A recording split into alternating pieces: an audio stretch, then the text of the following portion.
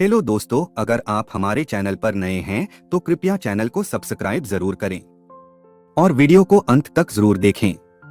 बहू की घर वापसी। महेश जी सुबह की सैर करके वापस लौटे ही थे कि उनकी पत्नी शारदा ने शिकायत करनी शुरू कर दी। शारदा, देखा आपने अपनी बहू के रंग, मैंने पहले ही कहा था बेटा बेटा कहकर उसे सर पर मत चढ़ा। महेश जी, क्या हुआ, क्यों इतना परेशान हो?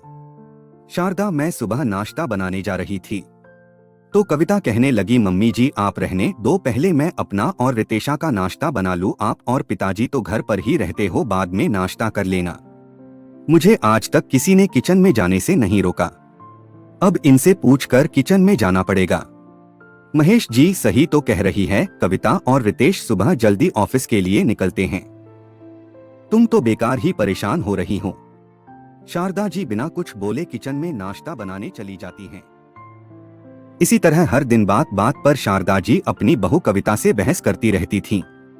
एक दिन रितेश ने कहा, रितेश पापा मैं सोच रहा था कि कहते कहते वह रुक जाता है। महेश जी, क्या बात है बेटा, साफ साफ बोल। रितेश, पापा मौ और कविता में हर दिन बहस होती रहती है, क्यों न हम अलग रहने लगें। तभी वहां शारदा जी आ जाती हैं। शारदा जी, हाँ तो महारानी ने पट्टी पढ़ा दी। रितेश, नहीं मौ, ऐसी बात नहीं है, लेकिन ऐसे ही चलता रहा तो आगे बहुत परेशानी हो जाएगी। महेश जी, बेटा जैसा तुम चाहो, अगर तुम्हें ऐसा लगता है तो यही सही, हम चाहते हैं कि सब खुशी खुशी रहें। यह सुनकर शारदा जी रोने लगती हैं। शारदा जी, एक ही बेटा है हमारा और आप उसे भी अलग रहने की बात कर रहे हो। महेश जी, जाने दो उसे, हम किसी को बौंध कर नहीं रख सकते। अगले दिन कविता और रितेश अलग घर में रहने चले जाते हैं। इसी तरह कुछ दिन बीत जाते हैं। दोनों कभी कभी मिलने आते थे। एक दिन रात को 1 बजे रितेश का फोन रिंग होता है। दूसरी तरफ महेश जी थे। महेश जी उसे बताते हैं कि उसकी मां को सीने दर्द था, वे उसे हॉस्पिटल लाए हैं, उन्हें माइनर हार्ट अटैक आया है। रितेश और कविता तुरंत हॉस्पिटल पहुंच जाते हैं। डॉक्टर शारदा जी को 1 सप्ताह तक हॉस्पिटल में रहने की सलाह देता है। कविता दिन रात शारदा जी की सेवा करती है।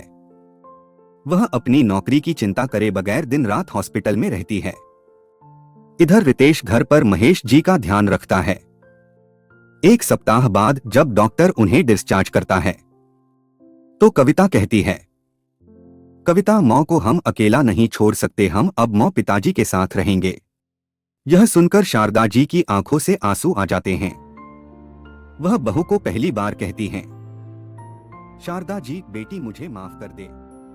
कविता, मां जी आपकी बेटी होती तो क्या आप उससे माफी मांगती? आज से आप कितना भी डांटे मैं आपको छोड़कर नहीं जाऊंगी। एक पल आपको खोने के ख्याल से मैं सिहर उठी।